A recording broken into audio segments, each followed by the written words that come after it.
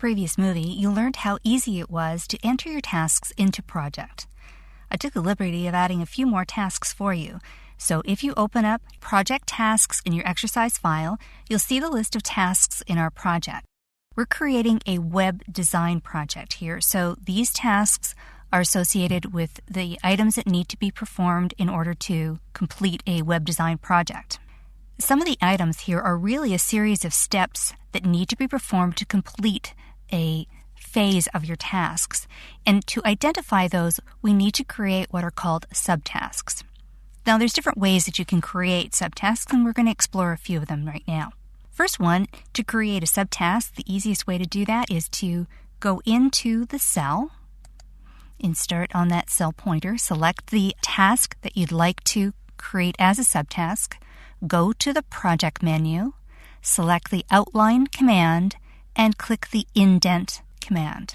Notice how it indents the task that you selected and creates it as a subtask.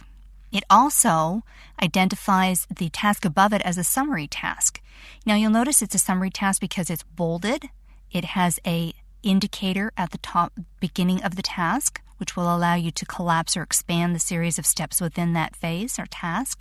And also in your Gantt chart, it gives a different indicator over here where you now see a larger black line in your Gantt chart with a particular start and end date, whereas the task step that's below it is still in your regular blue outline.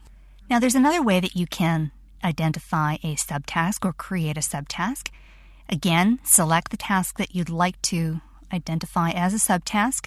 Bring your mouse over to the beginning of the text, and you'll notice it's now turned into a double-sided arrow. As you click on that, you can now drag that subtask and indent it. Notice the large line that's coming up, and I just pull it in to the level that I would like it to be with the other subtasks. As I release my mouse, it now moves that particular task over to become a subtask. Let's try that one more time. You select the task you like to create as a subtask. You identify the double-headed arrow. You click once and drag the task so that the line is now equal to the other subtask in that particular area, and you release it. So now these three tasks have been identified as subtasks of the summary defined project scope. There's one final way that you can identify subtasks, and this is the easiest way to do it if you have quite a few that you need to manipulate at one time.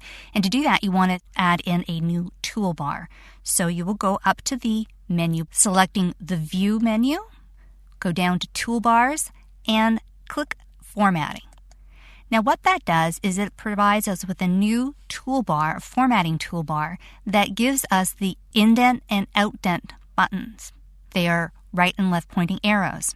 Now, if I'm going to select a few tasks at one time underneath the Develop functional site, so this is in row 7, I can use my Shift key going down to row 12, which is the final task in that area.